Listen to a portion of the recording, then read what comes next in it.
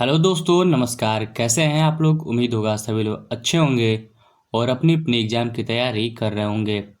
दोस्तों, इसी क्रम में आज हम लोग विश्व के भूगोल के कुछ महत्वपूर्ण प्रश्न पढ़ेंगे। तो आइए दोस्तों शुरू करते हैं।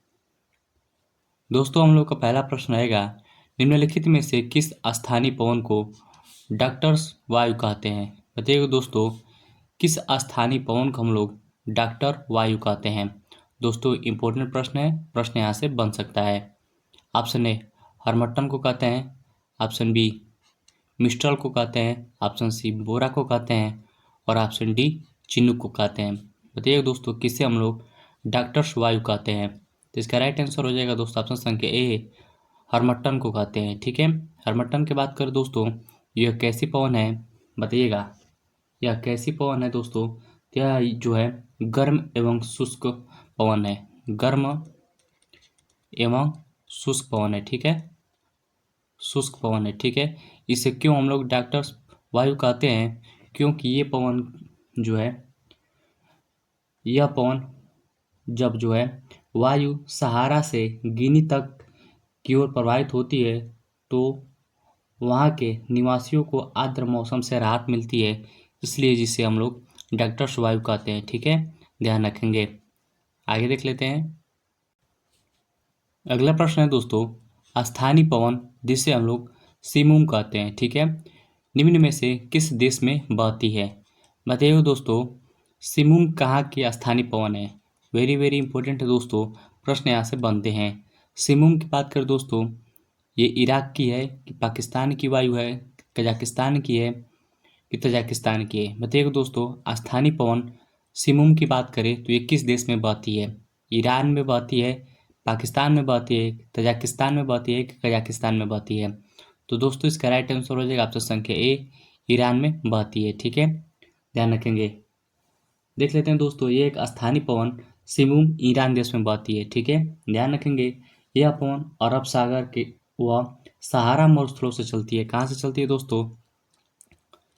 अरब, ठीक है, अरब व सहारा, सहारा मरुस्थलों से होकर चलती है। सहारा के Jordan, Iraq, Iran, Syria, Israel, अरब प्रायद्वीप के रेगिस्तानों से चलने वाली उष्ण शुष्क एवं दमघोटू पवन है। ठीक है, ध्यान रखेंगे। उष्ण, ठीक है, उष्ण शुष्क एवं दमघोटू पवन है। ठीक है, ध्यान रखेंगे। सिमुम कहाँ बहती है? ये ईरान में बहती है, ध्यान रखेंगे। अगला है दोस्तों, निम्नलिखित में से कौन सी शैलें रवेदार होती है? बताइए दोस्तों, कौन सी शैल जो है रवेदार होती है? आग्नेय शैल होती है, अवसादी शैल होती है, कयांत्रित शैल होती है, किनमें से कोई नहीं?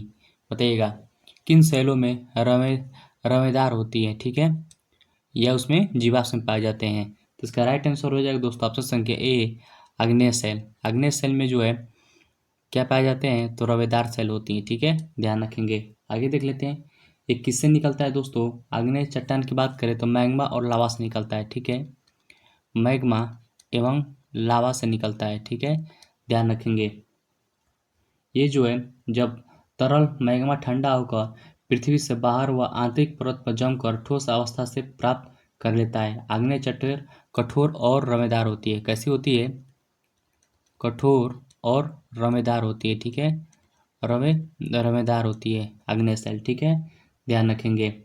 इसमें जो है जीवाश्म नहीं पाया जाता है, इसमें जो है जीवाश्म नहीं पाया जाता है, जीवाश्म नहीं पाया जाता है। ठीक है, ध्यान रखेंगे। इंपॉर्टेंट है दोस्तों, प्रश्न पूछेगा किस जो है सेल में जीवाश्म नहीं पाए जाते हैं? तो आग्नेय सेल में जीवाश्म नहीं पाए जाते हैं। ठीक है, ध्यान रखेंगे। जीवाश्म नहीं पाए जाते हैं, वह खनिज तत्व की प्रधानता पाई जाती है। इसमें जो है खनिज खनिज तत्व की प्रधानता पाई जाती है। ठीक है, प्रधानता पाई जाती है, ध्यान रखेंगे।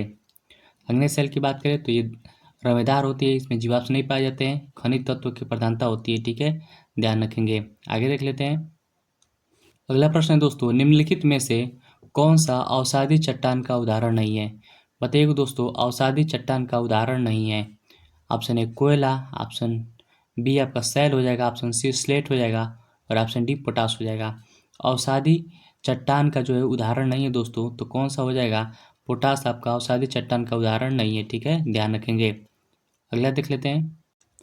प्रश्न है दोस्तों, ग्रेनाइट निम्नलिखित में से किस प्रकार की चट्टान है? ग्रेनाइट की बात करें दोस्तों, देखिए यूपीपीसीएस और जीडीसी में प्रश्न पूछा गया है 2021 में। ग्रेनाइट निम्न में से किस प्रकार की चट्टान है? ऑप्शन ए केवल आग्नेय, ऑप्शन बी केवल रूपांतरित, ऑप्शन सी आग्नेय और रूपांतरित दोनों, और ऑप्शन डी हो जाएगा आग्नेय और अवसादी दोनों। दोस्तों बात करते हैं ग्रेनाइट की, तो ग्रेनाइट की बात करें, ये जो है आग्नेय और रूपांतरित दोनों है, ठीक है, ध्यान रखेंगे। ग्रेनाइट की बात करें तो आग्नेय और रूपांतरित ये दोनों प्रकार की चट्टानें हैं, ध्यान रखेंगे। आगे देख लेते हैं दोस्तों अगर वीडियो अच्छी लग रही हो तो प्लीज़ आप गौरव स्टडी अड्डा को सब्सक्राइब कर लेंगे। वीडियो अच्छी लग रही हो तो अपने दोस्तों के पास जरूर शेयर करेंगे दोस्तों। आगे देख लेते हैं, निम्नलिखित वायुमंडलीय परतों में से किसमें तापमान स्थिर रहता है? मतलब दोस्तों वायुमंडल के जो परत है, समताप मंडल, क्षोभ मंडल, मध्य मंडल और माफी चाहेंगे क्षोभ मंडल और क्षोभ सीमा। तो दोस्तों बात करते हैं किसमें जो है तापमान स्थिर रहता है, तो इसका राइट आंसर हो जाएगा ऑप्शन संख्या बी, क्षोभ सीमा में जो है दोस्तों तापमान स्थिर रहता है, ध्यान रखेंगे। आगे देख लेते हैं,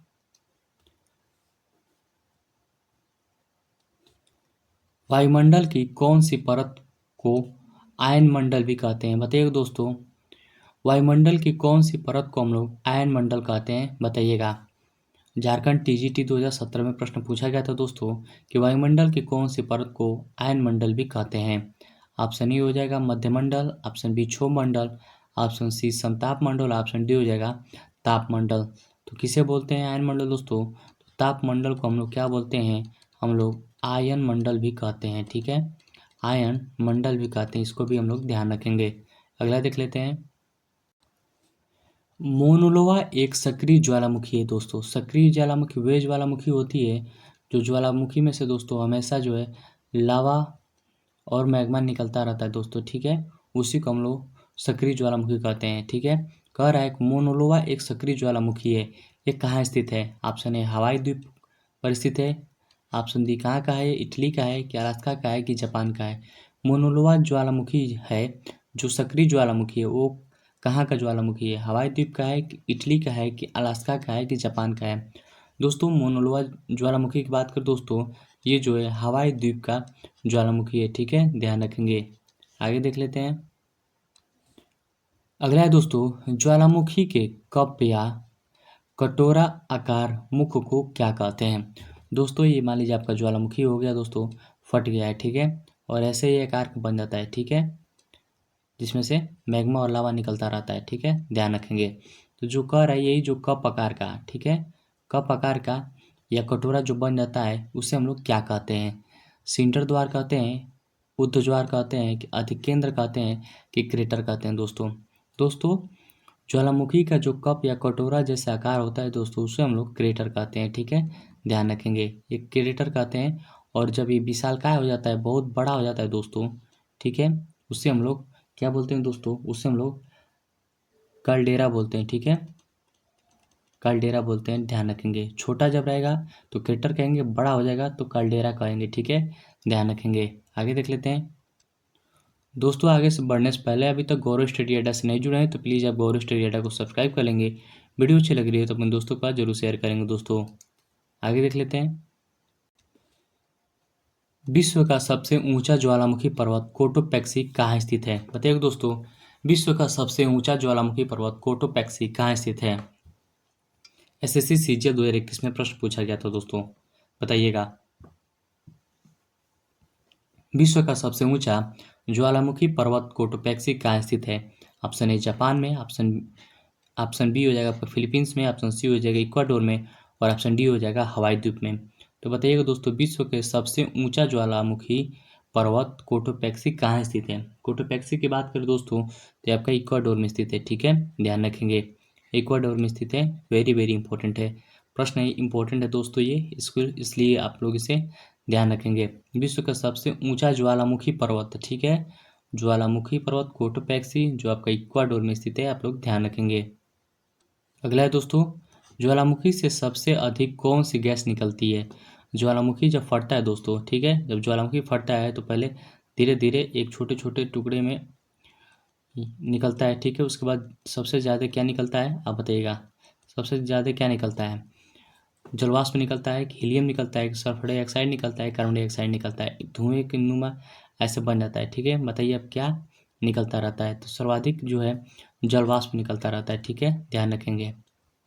आगे देख लेते हैं। पृथ्वी के अपने कक्ष में सूर्य से निकटतम दूरी को क्या कहते हैं? दोस्तों जैसे हम लोग देख लेते हैं, जैसे मान लीजिए ये सूर्य है आपका, ठीक, ये सूर्य है आपका और ये आपका क्या है? पृथ्वी है। तो सबसे जब कम दूरी रहेगा दोस्तों, ठीक है, जब सबसे कम दूरी रहेगा, ठीक है, जब सबसे कम दूरी रहेगा, देखिए यहाँ पे सबसे कम पड़ रहा है, ठीक है, और यहाँ पे सबसे ज़्यादा दूरी पड़ रहा है सूर्य से। तो जब सबसे दूरी कम रहेगा दोस्तों तो इसको हम लोग क्या बोलते हैं? उपसौर्य बोलते हैं। ठीक है, ध्यान रखेंगे। ये कब होता है? ये आपका 3 जनवरी को होता है। ठीक है, ध्यान रखेंगे। 3 जनवरी को रहता है दोस्तों, जिसे हम लोग उपसौर्य बोलते हैं, जो है सूर्य से पृथ्वी सबसे नज़दीक रहती है 3 जनवरी को। ठीक है, ध्यान रखेंगे। ये कितने किलोमीटर रहता है? ये दोस्तों बात करते हैं इसकी, तो 15 दशमलव कितने किलोमीटर? 21 करोड़ किलोमीटर। ठीक है, करोड़ किलोमीटर आता है। ठीक है, ध्यान रखेंगे। वहीं दूरी की बात करें दोस्तों,